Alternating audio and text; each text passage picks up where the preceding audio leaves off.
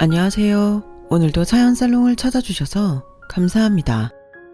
저는 50대 후반의 여성이에요. 저는 박복하다고 할 만큼 힘든 어린 시절을 보냈어요. 부모님은 제가 초등학교 4학년 때 갑자기 도로를 덮친 음주운전 차에 치여서 같은 날 돌아가셨어요. 학교에서 연락을 받고 병원에 갔을 때 이미 돌아가셨다고 하는 의사 선생님의 말을 지금도 잊을 수가 없네요. 그때부터 저는 외할머니와 함께 살았는데 중학교 3학년 때 외할머니마저 지병으로 돌아가셨죠. 할머니 상중에 외삼촌 식구들 사이에 끼어서 외롭게 있는데 그런 저를 데려가신 게 외할머니와 언니 동생하며 지내시던 할머니였어요. 외삼촌 두 분 다 제가 할머니 집에 가는 걸 반대하지 않았어요. 다들 생활이 넉넉하지 않고 중고등학생들인 언니 오빠들을 교육시키는 것도 빠듯했으니까요. 오히려 제가 할머니네 간다니 안심하는 것 같았어요. 어린 마음에 친척들이 남보다 저를 부담스러워한다는 게 상처가 됐지만 저 역시 외삼촌들 집에 있는 건 불편했던 것 같아요. 어려도 눈치가 보이는 걸 알고 있었기 때문이겠죠. 할머니는 저한테 굉장히 잘해주셨어요. 혹시라도 힘들어할까봐 말도 조심하시는 게 느껴졌고요. 그런 할머니의 배려가 말도 못하게 고마웠지만 그래도 부모님이랑 외할머니가 보고 싶은 날들이 많았어요. 저는 거의 매일 밤 잠자리에 들어서 숨을 죽이고 울곤 했어요. 할머니는 허리가 불편하셔서 움직이는 게 힘드실 때가 많았어요. 저는 눈치 있게 할머니가 힘드실만 한 일들을 미리 해놓곤 했죠. 고등학교에 들어가면서부터는 간단한 음식도 만들었고요. 우리 애들이 다 멀리 있어서 내가 아파도 잘 못 오는데 이렇게 인경이가 자식 노릇을 해주니 얼마나 고마운지 모르겠어. 할머니는 무슨 그런 말을 해. 할머니 없었으면 나야말로 혼자 살거나 보육원 갔을지도 모르는데. 그럼 우리 서로서로 도와주는 거네? 인자한 미소를 지으며 가만히 제 머리를 쓰다듬는 할머니는 참 따뜻했어요. 인경아, 혹시 대학에 가면 이 집에서 나갈 생각하는 거 아니지? 할머니, 인경이 없으면 많이 허전할 것 같은데. 그냥 여기서 살지 않을래? 할머니, 내가 있으니까 불편하지 않아? 나는 할머니한테 미안해서 그렇지. 할머니 작은 아들도 별로 안 좋아하고. 실은 얼마 전 할머니 댁 근처로 작은 아들 가족이 이사를 왔어요. 그때 제가 고등학교 2학년 때였어요. 1년 정도 있다가 아이들 교육 때문에 독일로 이민을 간다는데 그 전에 할머니 가까운 데에서 지내며 자주 만나고 싶다고 하더군요. 할머니 집도 꽤 넓어서 같이 지내도 될 텐데 굳이 따로 있는 걸 보면 저 때문인가 싶기도 하고 미안한 마음이 들었어요. 그런 거 없어. 우리 형주도 인경이한테 고마워해. 나 심심치 않고 힘들지 않게 옆에 있어준다고. 며느리들은 시어머니가 어렵잖아. 그래서 이 집에 안 들어온 거야. 걔들이 와도 신경 쓰지 말고 너 하던 대로 하면 돼. 할머니는 그렇게 제 마음이 편할 수 있게 많은 배려를 해주셨어요. 한 번은 토요일이라 학교가 일찍 끝나서 집에 들어오니 작은아들이 거실에서 TV를 보고 있더라고요. 할머니는 부엌에서 칼국수를 만들고 계셨고요. 작은아들은 떨떠름한 표정으로 절 쳐다봤고 저는 꾸벅 인사를 했어요. 그리고 얼른 부엌으로 가서 할머니를 도와드렸죠. 밥을 먹고 제가 과일을 깎아서 내놓은 다음에 설거지를 하는데 작은아들이 제 옆에 슬쩍 와서 그릇 정리를 하며 말했어요.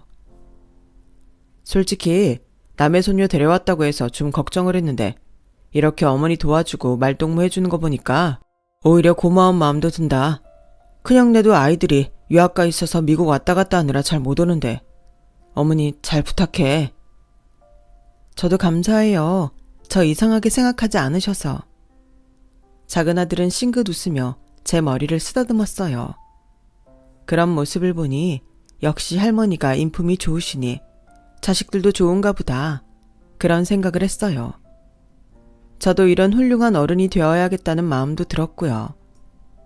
그리고 몇 주쯤 지났을 때 일요일 새벽에 독서실에서 돌아오니 할머니가 작은아들 가족하고 등산을 하고 오겠다고 메모를 남겼더라고요. 저는 전날 저녁부터 독서실에서 계속 공부를 했거든요. 식탁에는 저 먹으라고 계란 샌드위치를 만들어 놓았고요. 할머니가 만들어 주신 샌드위치를 먹으며 창밖을 내다보는데 저만 취해서 검은 연기가 피어오르는 거였어요. 할머니 집은 단독주택이지만 마당에서 계단을 올라와야 현관이 있는 구조라서 다른 집들보다 창문 위치가 좀 높았어요. 근데 아무리 봐도 연기 피어오르는 데가 작은아들이 사는 쪽인 것 같더라고요.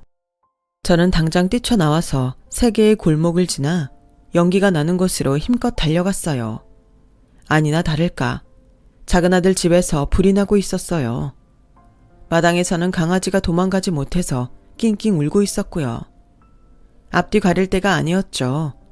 저는 길을 쓰고 높은 담을 엉금엉금 기어 올라가서 마당에 있는 장식용 돌들을 딛고 내려와서 강아지를 안고 나왔어요. 그런 다음 119에 신고를 했고요. 그래도 안에 있는 물건들이 걱정이 돼서 강아지를 잠깐 앞에 있는 세탁소에 맡기고 119가 오기 전에 집으로 뛰어들어갔어요. 아우, 학생, 거기 위험해. 못 나오면 어떡하려고 그래. 세탁소 아줌마가 걱정했지만 그래도 불길이 아직 크게 번지지 않았기 때문에 신발을 신은 채 거실 창문을 열고 들어가서 안방을 찾았죠. 다락문을 열어보니 금고가 있었고 장롱 서랍에는 통장들이 들어있었어요. 일단 통장들을 챙기고 금고를 옮기려는데 너무 무거워서 꼼짝도 못하겠더라고요. 그때 요란한 사이렌 소리를 울리며 소방차가 도착했어요. 저는 연기 때문에 기침을 하면서 마당으로 나왔어요. 소방관들이 들어와서 저를 보더니 얼른 담요를 덮어주고 부축을 해서 내보내더군요. 아저씨, 안방 다락에 금고 있어요. 꼭 꺼내주세요. 학생은 걱정하지 말고 얼른 병원에 가봐. 소방관 아저씨들은 바로 다시 들어가서 불을 껐어요. 저는 응급차에 실려서 병원에 왔고 잠시 산소호흡기도 쓰고 있어야 했어요. 담에서 내려올 때 다리를 삐어서 부었고 여기저기 그을리고 다친 상처를 치료했죠. 제가 링거를 맞고 누워있는데 할머니와 작은아들이 왔어요. 아유, 인경아, 큰일 날 뻔했네. 강아지 구하려고 안에 들어갔다면서. 세탁소 아줌마한테 다 들었어. 할머니는 눈물이 그렁그렁해서 제 손을 쓰다듬으셨어요. 저는 작은아들에게 주머니에 넣어놨던 통장들을 꺼내서 건넸어요. 여기 이거요. 서랍 속에 있길래 얼른 챙겼는데 금고는 못 들겠더라고요. 작은아들은 통장들을 받고는 놀라서 입을 벌리고 잠시 아무 말도 못했어요. 아우, 이거 내가 진짜 은혜를 입었네. 이거 다 어떻게 갚지? 제가 할머니한테 입은 은혜에 비하면 아무것도 아니에요. 그런 말이 어딨어. 하마터면 인경이 네 목숨이 위험할 뻔했는데. 인경아, 다음부터 이렇게 위험한 일 절대 하면 안 된다. 알았지? 그리고 정말 고마워. 우리 애들 독일 가서 쓸 돈이고 뭐고 전부 날아갈 거 인경이가 막아준 거잖아. 할머니는 저를 꼭 끌어안고 눈물을 흘리셨어요. 작은아들도 계속 저한테 고맙다고 했고요. 작은아들 가족은 이민 가기 전까지 호텔에서 지냈어요. 그리고 떠나기 전날 저를 호텔 레스토랑으로 초대했어요. 저는 그렇게 풍성하고 맛있는 음식들이 많은 식사는 그때까지 처음 해봤네요. 정말 눈이 휘둥그레질 정도였죠. 작은아들의 자녀들도 아내분도 저를 반갑게 맞아줬어요. 나는 우리 인경이도 내 가족이라고 생각하고 있어. 벌써부터 그랬어. 그러니까 니들도 인경이 가족으로 알고 있어야 한다. 그럼요, 어머니. 저 이번에 화재 있고 나서 생각 바뀌었어요. 인경아, 다시 한번 고맙다. 어머니랑 잘 지내고 있어야 해? 라며 인사를 하는데 큰아들 부부도 와서 인사를 하고 저한테도 고맙다며 손을 잡았어요. 저는 새로운 가족이 생긴 것 같아서 어쩐지 마음이 뭉클했어요. 할머니와 함께 공항에 배웅을 나갔을 때 작은아들은 저를 조용히 따로 부르더니 통장 하나를 주더군요. 네 이름으로 하나 만들었어. 살다 보면 목돈이 필요할 때가 생길 거야. 그때 유용하게 썼으면 좋겠다. 아저씨네도 이민 가서 무슨 일 생길지 모르는데 이렇게 주시면 어떡해요. 우리 걱정은 안 해도 돼. 열심히 잘 살아. 그러면 꼭 좋은 시간이 올 거야. 그렇게 작은 아들 가족은 한국을 떠났고 저는 다시 일상으로 돌아왔어요. 제가 대학교에 들어갈 때에는 큰아들 부부도 아예 미국으로 가서 한국에는 할머니와 저만 남게 됐어요. 할머니와 단둘이 보냈던 대학 4년이 제 인생에서 가장 따뜻했던 것 같아요. 할머니는 같은 연배보다 건강하셔서 같이 여행도 많이 다니고 맛있는 것도 많이 먹었어요. 저는 또래들하고 같이 노는 것보다 할머니와 지내는 게 훨씬 즐겁고 행복했어요. 그렇게 저에게 행복을 주신 할머니는 제가 취직을 하고 사회생활을 시작하자 몸이 약해지셨어요. 그리고 어느 비 많이 오던 날 밖에 나갔다 오셨다가 먼저 누우셨죠. 결국 폐렴이 된 할머니는 병원에 입원하셨고 보름 동안 투병을 하시다가 저 세상으로 떠나시고 말았어요. 아들들은 바로 한국에 올 수가 없어서 제가 할머니 빈소를 지켰어요. 발인 날에 맞춰서 겨우 온 가족들은 저를 붙잡고 엉엉 울었어요. 인경아, 우리 어머니 끝까지 지켜줘서 정말 고맙다. 우리가 불효자다. 네가 진짜 자식이야. 아니에요. 다들 열심히 사시느라 그러신 건데요. 할머니도 다 알고 계시니 걱정하지 마세요. 오시느라 너무 고생 많으셨어요. 우리 갈 때는 여리여리하더니 이제 아주 어엿한 사회인이 다 됐네. 라며 작은 아들은 저한테 고마워했어요. 그런데 장례식 후에 할머니 가족들은 깜짝 놀랄 말을 했어요. 저에게 할머니와 같이 살던 집을 주겠다는 거였어요. 아니에요. 이러지 않으셔도 돼요. 제가 할머니랑 추억이 많으니 이 집을 떠나기 싫은 건 맞지만 그래도 이 집이 얼마나 큰데 염치 없이 어떻게 받아요. 어머니가 우리한테 단단히 일러두신 게 있어. 인경이도 우리 가족이라고. 미국에서 전화할 때마다 말씀하셨어. 그러니 이 집은 인경이가 받아줬으면 좋겠다. 어머니랑 여기서 추억이 많다고 했잖아. 그러니까 여기서 살 수 있을 만큼 살고 잘 가꿔주면 우리는 바랄 게 없어. 라며 큰아들이 정중하게 말하는데 너무 눈물이 났어요. 말씀하실 때 저한테 가족이라고 했어도 설마 제가 어떻게 진짜 가족이 되나 했어요. 그런데 저를 이렇게까지 생각해 주시고 제가 이 은혜를 다 어떻게 갚죠? 네가 잘 살면 돼. 그게 우리도 보람있게 해주는 거야. 네가 있어서 우리가 지금까지 어머니 걱정 안 하고 잘 살았잖아. 그것만으로도 너는 충분히 받을 자격 있어. 라며 울먹이는 저를 격려해 주셨어요. 솔직히 제가 대학을 졸업해도 연락 한 번 안 하는 외삼촌들보다 할머니와 할머니 가족들이 저한테는 더 가깝게 느껴졌어요. 그리고 저도 이분들처럼 좋은 사람이 되자고 새삼 결심했죠. 저는 회사를 1년 정도 더 다닌 후에 퇴사를 하고 이탈리안 식당을 열었어요. 할머니 가족분들이 주셨던 돈과 그동안 아르바이트를 하며 모았던 돈을 전부 합했더니 대출을 많이 받지 않아도 되더라고요. 회사에서 점심을 먹으러 근처 식당들을 다니면서 계속 생각해 오던 거였어요. 저는 어떻게 해야 직장인들이 좋아할지 잘 알고 있었고 그런 것들을 주방장과 직원들하고도 많이 이야기하며 메뉴도 만들고 인테리어도 했죠. 그 덕에 식당은 항상 사람들로 붐볐고 근처 대학가에까지 소문이 퍼져서 학생 단골들도 꽤 많이 생겼어요. 저는 직장인들을 위한 점심 런치를 학생증을 보여주면 저녁에도 주문을 할 수 있게 했어요. 그랬더니 정말 많은 학생들이 몰려오더라고요.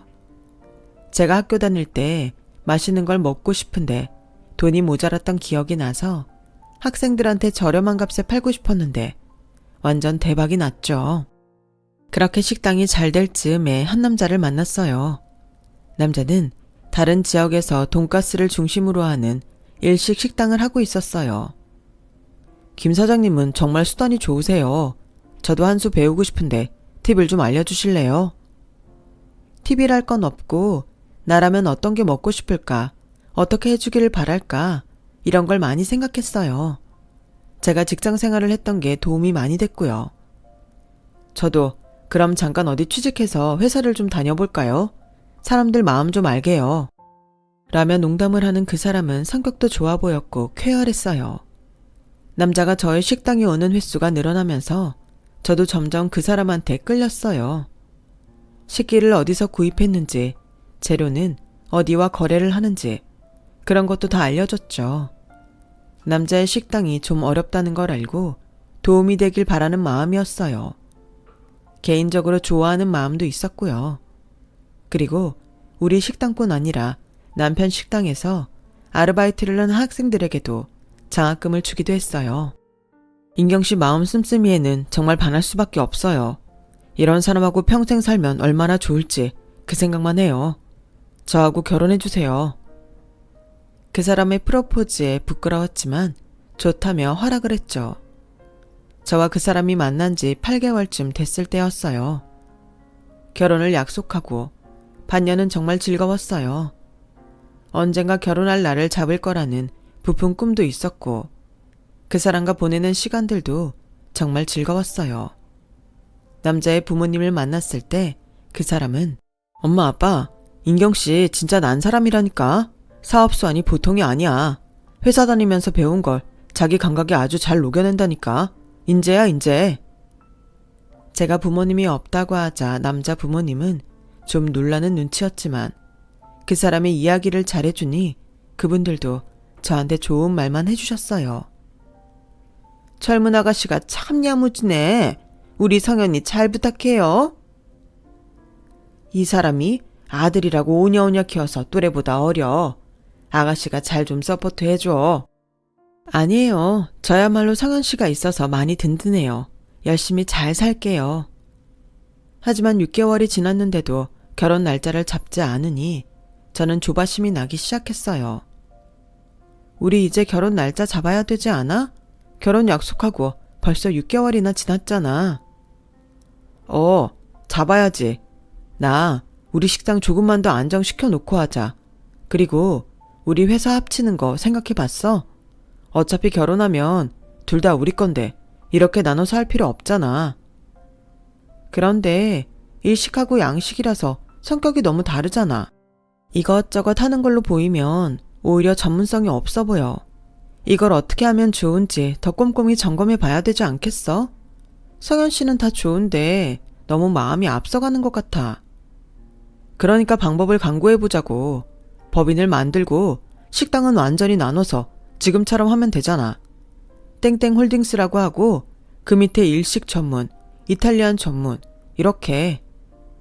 그 사람은 정말 아이처럼 졸라댔고 결국 저는 그러자고 했어요.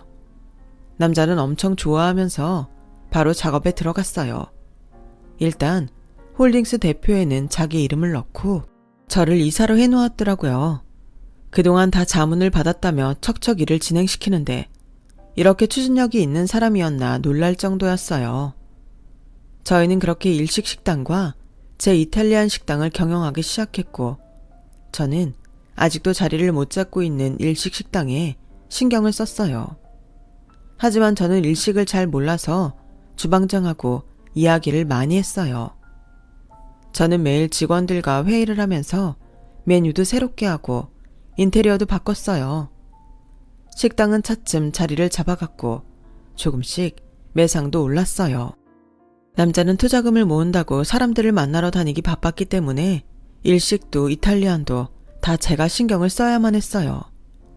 그랬더니 또 6개월이 훌쩍 지나고 말았어요. 결혼은 생각할 새도 없을 만큼 바쁘게 지나갔더라고요. 와, 일식당 이제 장사 잘 되네. 역시 당신은 장사하는데 최적화야. 그런 사람은 없어. 시장을 파악하려고 노력하고 매일 직원들과 소통하니까 그렇지. 이제 성현 씨도 식당 좀 나와봐. 나도 그러고 싶은데 요새 투자자 잡기가 참 힘들어. 사람들 만나기만도 버거워서. 좀 이따가 나갈게. 너무 남의 돈만 끌어다가 하려고 하면 안 돼. 돈은 그만 모으고 다녀. 라고 했지만 그 사람은 제 말을 듣지 않았어요. 그러더니 점점 연락도 잘 되지 않았고 사무실에 가도 만나기가 힘들었어요. 투자를 받으러 간다는데 저는 더 뭐라고 할 수도 없었죠. 하지만 제가 투자금을 얼마나 모았는지 서류를 보려고 해도 어디 있는지 찾을 수가 없었어요. 대표님이 절대 기밀이라고 아무한테도 보여주면 안 된다고 했어요. 이사님한테도요. 제가 투자 관련 서류 좀 보자고 하면 비서는 앵무새처럼 같은 말만 하더군요. 그런데 어느 날 이 식당이 끝나는 시간이 들렀더니 주방장이 저를 보자고 하더군요. 대표님한테 뭐 이상한 거 못 느꼈어요? 제가 다른 가게 친구한테 들었는데 저희 홀딩스 이름도 바뀌고 운영 체계도 다 바뀐다던데요. 네? 그게 무슨 소리예요? 저한테 그런 말 없었는데요. 지금이라도 한번 알아보세요. 뭔가 좀 이상해요. 오늘 낮에는 다른 사람이 새 이사람에 다녀갔어요. 제가 너무 놀라서 그 사람을 만나러 갔을 때에는 이미 한 발 늦었어요. 그 사람은 일주일 전에 이사를 갔고 사무실도 어디론가 옮겨버렸어요. 제가 이틀 전에도 들렀던 사무실인데 저한테는 비밀로 하고 있다가 하루 만에 옮겨버린 거였어요. 그때부터 저는 식당이 어떻게 됐나 알아보느라 정신이 없었어요. 남자는 회사 이사 자리에서도 저를 빼버렸고 제 이탈리안 식당까지 자기가 다 운영했던 걸로 서류를 꾸몄고 제가 아이디어를 낸 것도 자기가 했다며 아예 특허 신청을 해놓았던 거였어요. 제가 취소를 하려고 발버둥을 쳐봤지만 막을 수가 없었어요. 게다가 더 기가 막힌 건 그새 이사라는 사람이 항상 저한테 서류를 보여줄 수 없다던 비서였어요. 저는 한순간에 모든 걸 다 잃어버렸어요. 이탈리안 식당에를 가도 이미 제 식당이 아니었어요. 직원들도 제가 다 한 걸 알고 너무 안타까워했지만 그들도 할 수 있는 게 없었죠. 결국 하나둘 직원들이 나갔고 새로운 사람이 들어오면서 제가 알던 제 식당은 이 땅에서 완전히 사라졌어요. 그 모든 일은 한 달도 채 되지 않아서 벌어졌고 제 식당이 정리되자 남자는 그제야 나타나서 뻔뻔하게 큰 소리를 쳤어요. 김인경 씨가 왜 저희 회사 일에 참견합니까? 이제 그만 제 앞에서 사라져주세요. 안 그러면 경찰 부릅니다. 진짜 이럴 거야? 어떻게 나한테 이래? 이걸 다 누가 만들었는데 우리 결혼은 완전히 나랑 끝내겠다는 거야? 이거 김인경 씨가 만들었다는 증거, 그런 물증은 이제 없어요. 그리고 저 김인경 씨한테 마음 식은 지 꽤 됐어요. 뭐? 당신 부모님도 만나고 결혼하자고 먼저 말한 것도 당신인데 이성현 씨, 지금 무슨 말을 하는 거야? 사람 마음이라는 게 그렇잖아요. 한때 좋았다가도 식는 거. 아무튼 이만 나가주시죠. 저는 새 직원들 손에 이끌려 제가 키운 식당에서 쫓겨났어요. 이대로는 안 될 것 같아서 밖에서 기다렸다가 남자가 가는 곳을 쫓아갔어요. 그 사람은 부촌에 있는 고급 빌라로 들어가더군요. 제가 들어갈 방법이 없어서 밖에서 처성대는데 잠시 후 남자가 처음 보는 여자와 함께 나오는 거였어요. 처음에는 너무 놀라서 지켜만 보다가 정신을 차리고 쫓아가려고 하니 이미 두 사람은 어디론가 사라지고 없었어요. 다음날 다시 찾아갔더니 그 사람은 아침에 이사를 갔다고 하더군요. 모든 걸 예상하고 계획한 것 같았어요. 어쩔 줄 몰라서 울기만 하는 제가 불쌍했는지 빌라의 관리소장이 저를 측은히 보더니 뒤를 살짝 불러냈어요. 내가 들었는데 그 사람들 땡땡 호텔로 간다고 하더라고요. 거기 한번 가봐요. 저는 바로 땡땡 호텔 앞에 가서 하염없이 남자를 기다렸어요. 이윽고 남자가 로비에 나타났고 제가 그 사람을 가로막았어요. 그 사람은 눈 하나 꼼짝하지 않고 오히려 짜증을 냈어요. 와, 뭐 탐정이라도 고용했냐? 아니면 흥신소? 완전 스토커네 이거. 그러더니 호텔 직원을 부르고 큰 소리로 이 여자 헤어지자고 했더니 이렇게 나를 사랑까지 붙여가면서 따라다녀서 내가 집에를 못 들어가요. 난 결혼할 여자도 있는데 이 여자 때문에 못 살겠다니까요. 누가 경찰에 신고 좀 해줘요. 저는 그 바람에 말도 제대로 못 해보고 호텔에서 내쫓겼고 마지막 수단으로 남자의 어머니한테 연락을 했어요. 하지만 남자 어머니도 참 대단했어요. 이봐요. 10년 20년을 살아도 헤어지는 게 남자 여자인데 꼴랑 1, 2년 사귀어놓고 헤어진 걸 부모한테까지 연락해서 뭐 어떻게 하라고. 참 답답한 사람이네. 저 그 회사 제 힘으로 세운 거예요. 그걸 이런 식으로 뺏으면 안 되죠. 아가씨, 우리 아들이 얼마나 열심히 투자금을 모았는데 식당에 앉아서 음식만 판다고 장사가 아니잖아. 말도 안 되는 소리 그만하고 좀 꺼져줘요. 확 경찰서에 집어넣기 전에. 그러자 뒤에서 남자 아버지의 목소리가 들렸어요. 이래서 고아는 만나는 게 아니야. 고아가 괜히 고아가 아니야. 부모만 없는 게 아니라 상식이랑 교양도 없다니까. 항상 지들이 피해자인 줄 알고 말이야. 오죽하면 성현이가 헤어진다고 했겠어. 저는 그제야 남자 가족한테 완전히 당했다는 걸 깨달았어요. 처음부터 일할 작정으로 저한테 접근했던 거였어요. 하지만 깨달았다고 해도 제가 할 수 있는 일은 아무것도 없었어요. 그 사람 말대로 모든 증거도 없었고 돈을 투자받아서 운영한 대표는 남자였으니까요. 저는 완전히 모든 걸 빼앗겼어요. 한동안 거의 폐인처럼 살았어요. 모든 게 다 귀찮았고 사람들도 만나기 싫었어요. 가끔 저한테 아는 척하는 사람을 보면 괜히 화가 났고요. 그러던 어느 날 길에서 한 남자가 여자를 괴롭히는 남자를 쫓아가서 기어이 붙잡는 걸 목격하게 됐어요. 자기와 아무 상관도 없는 사람인데 온 힘을 다해 도와준 거였어요. 저러고 살면 뭐해? 어차피 나한테 돌아오는 건 아무것도 없는데. 라며 중얼거리는데 갑자기 할머니와 할머니 가족들이 눈앞에 아른거렸어요.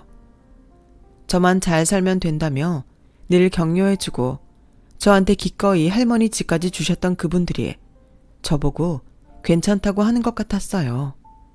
할머니가 저를 안아주던 일도 떠올랐어요. 저는 그날 밤 할머니 방에 오랜만에 들어갔고 할머니 사진을 안고 펑펑 울었어요.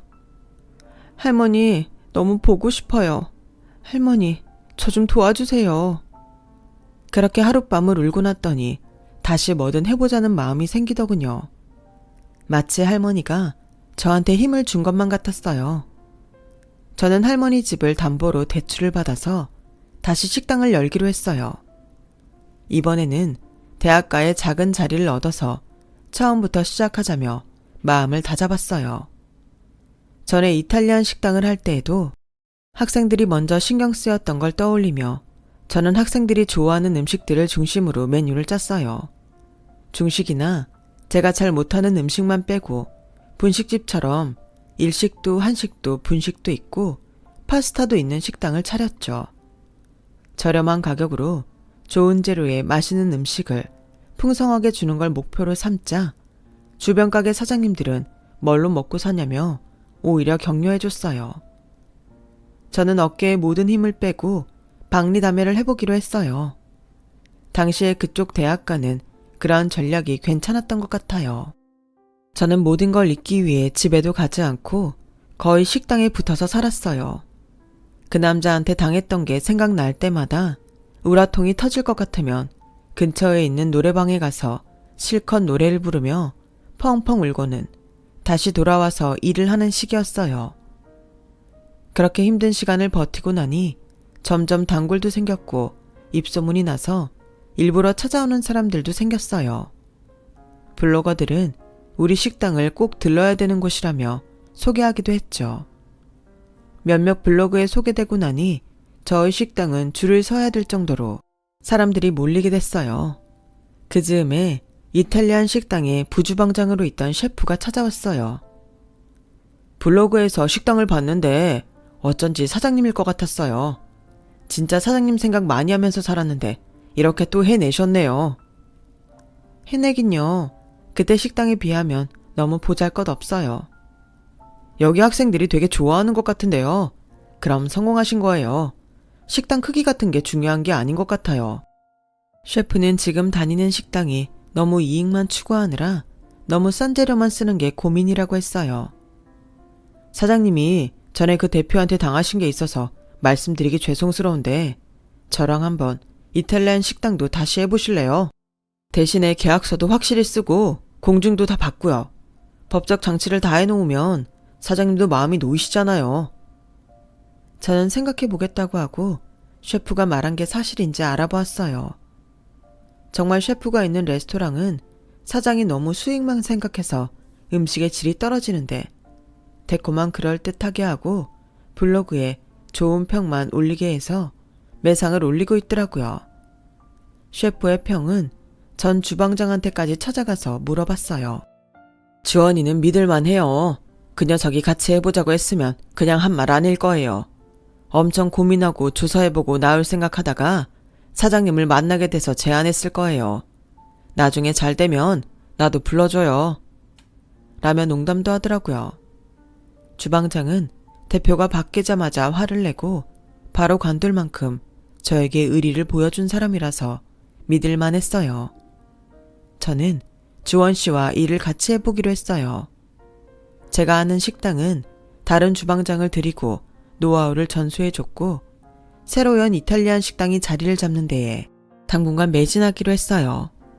아침에는 직장인들이 들러서 간단한 스프와 빵과 샐러드를 먹을 수 있게 했더니 오픈하고 얼마 안 돼서부터 반응이 왔어요.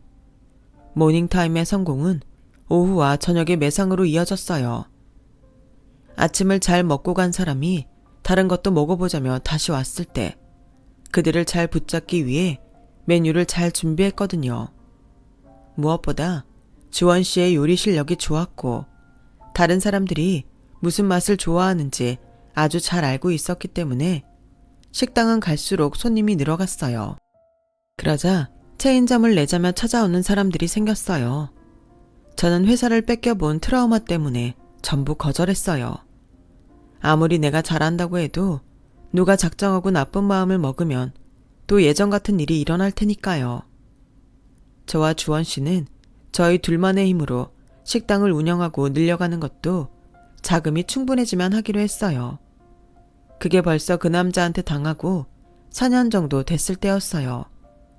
그때 정말 반가운 소식이 들려왔어요. 독일에 있던 할머니의 작은아들 가족이 한국에 들어온다는 거였어요. 저는 아예 배웅을 하러 공항에 나갔고 작은 아들분은 저를 보고 반갑게 악수를 청했어요. 아저씨, 건강히 잘 지내셨어요? 이렇게 다시 뵙다니 꿈만 같아요. 그러게, 살아있으니 또 만나게 되는구나. 제일 먼저 너한테 연락해야겠다 했는데 네가 계속 어머니 집에 있어서 어찌나 반갑던지. 어머니가 있던 자리를 그대로 남겨줘서 고맙다. 별 말씀을요. 제가 그 집을 어떻게 나가요. 참, 우리 딸 송아 있잖아. 2년 전에 한국에 출장 와서 남자를 만나나 보더구나. 결혼을 한다고 해서 우리도 들어오기로 한 거다. 와, 진짜 벌써 그럴 나이가 됐네요. 정말 잘 됐어요. 너도 결혼식에 꼭 와야 한다. 우리 가족 아니냐. 그런 것 치고 너무 연락을 안 해서 정말 미안했다. 이제는 진짜 가족처럼 지내자.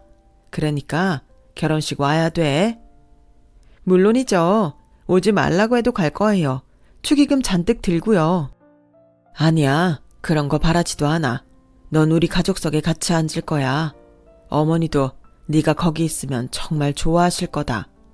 근데 인경이 너는 결혼을 왜 안 했어?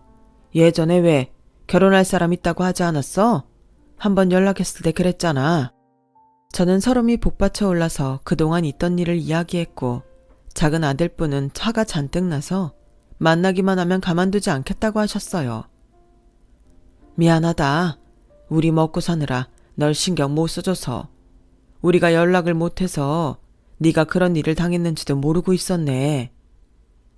아니에요. 제가 해결해야 될 일이었는걸요. 이제부터는 가까운 데 살면서 자주 뵈어요.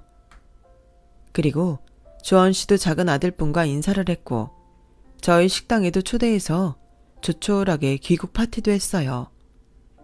드디어 시간은 흘러 결혼식 날이 됐어요. 저는 고운 한복을 입고 비싼 샵에서 머리도 하고 메이크업도 했죠. 너무 시간이 일러서 다른 데에 있다가 갈까 하다가 혹시 도울 일이 없을까 하고 결혼식장으로 먼저 갔어요. 그런데 신랑 측에 와 있는 혼주를 보고 저는 경악하고 말았어요.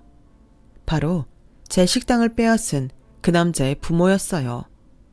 저는 분노로 몸이 덜덜 떨려왔고 잠시 그 자리를 떠나 정신을 차리려고 심호흡을 하며 진정을 시켰죠.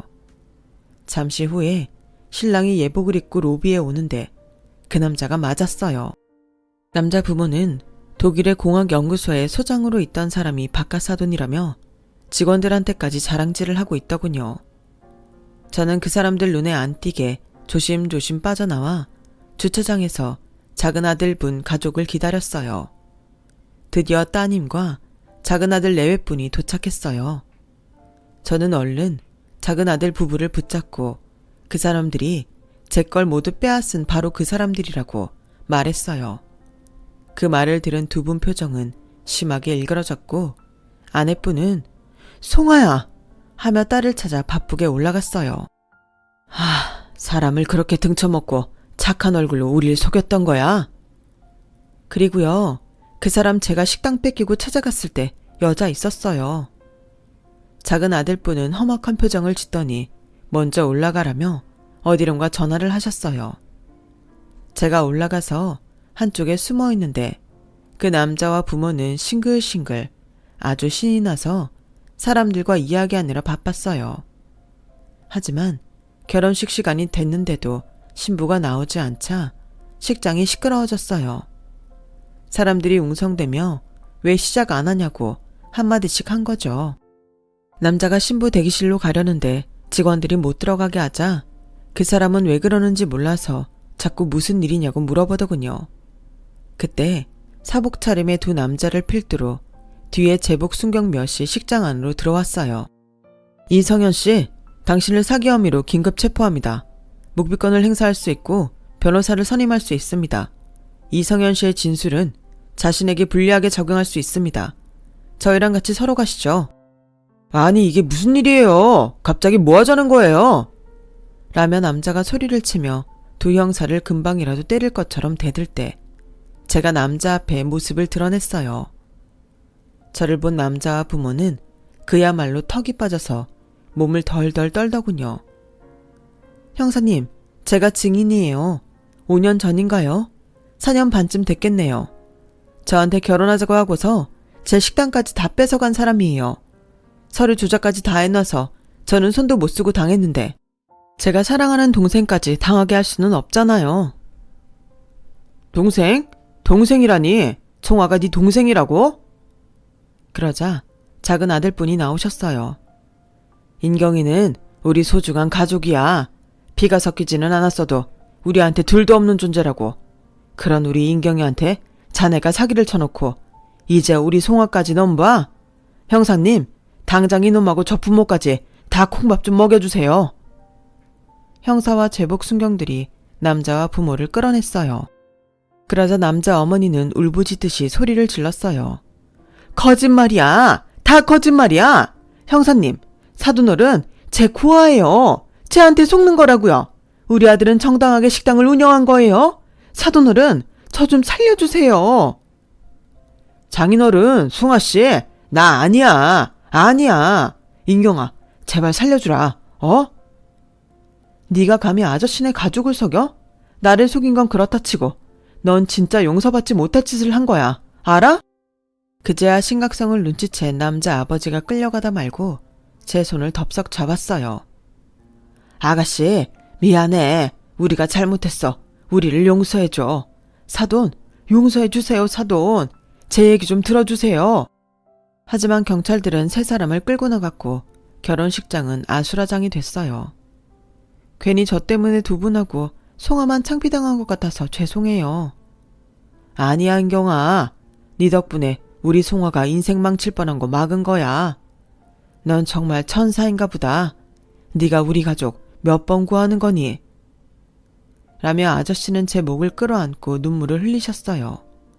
그 후 남자는 결혼 사기죄가 입증되었어요.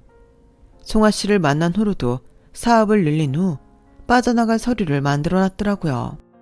식당은 이미 팔아치운 지 오래였고 의류업을 하고 있었어요. 어떻게 또 옷에 손을 댔는지 그런 거 보면 사기치는 수아는 좋더군요. 송아 씨는 충격을 받고 한동안 남자를 만나지 않았지만 외국에서 좋은 남자를 만나 국제 결혼을 했어요. 저도 그 자리에 참석했죠. 남자와 부모는 실형을 받고 복역을 한 후에 나와서 어디로 갔는지 그 후로는 들은 이야기가 없네요. 저는 주원 씨와 결혼을 해서 할머니 집에서 살며 계속 할머니 가족분들과 좋은 인연을 이어나갑니다. 제 이야기는 여기까지예요. 제 긴 이야기 들어주신 분들 다들 행운이 넘치시고 건강하게 즐겁게 지내시길 빌게요. 감사합니다. 여러분, 사연 댓글에 응원과 현명한 조언 부탁드려요. 좋아요와 구독은 저에게 큰 힘이 됩니다. 오늘도 좋은 일 가득하세요.